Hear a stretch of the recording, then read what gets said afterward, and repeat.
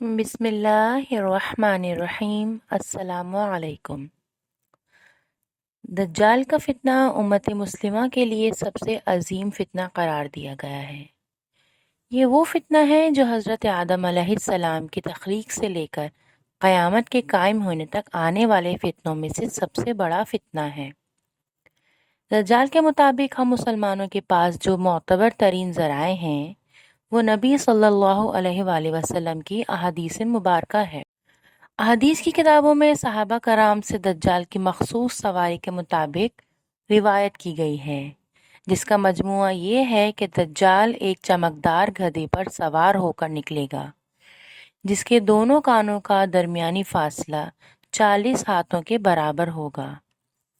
دجال اس گدھے پر سوار ہو کر سمندر میں اس طرح داخل ہوگا جیسے گھڑ سوار اپنے گھوڑے پر سوار ہو کر ایک دم ندی میں داخل ہو جاتا ہے۔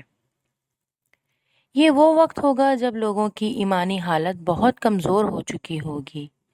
دجال دنیا میں 40 دن گھومے پھرے گا اور ان 40 دنوں میں ایک دن 1 سال کے برابر ہوگا اور ایک دن 1 مہینے کے برابر، جبکہ ایک دن 1 ہفتے کے برابر ہوگا، جبکہ بقیہ ایام معمول کے مطابق ہوں گے۔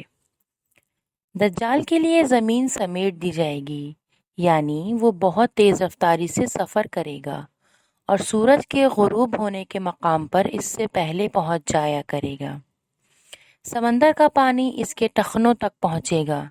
دجال کے پاس 70,000 کی فوج ہوگی، جس کے اوپر سبز رنگ کی چادریں ہوں گی، یہاں تک کہ وہ عبد المراق کے ٹیلے پر آ کر ٹھہر جائیں گے۔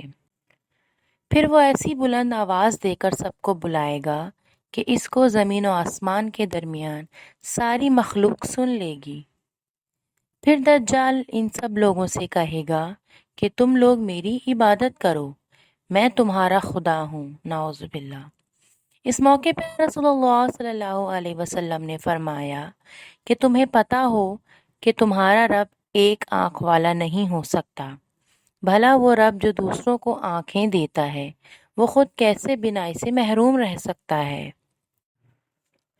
اس بدبخت دجال کے ماتھے پر کافر لکھا ہوگا، جسے صرف مومن ہی پڑھ سکے گا اور وہ اسے پہچان لے گا۔ دجال اپنے گدھے پر سوار ہو کر ساری زمین پر گھومے گا۔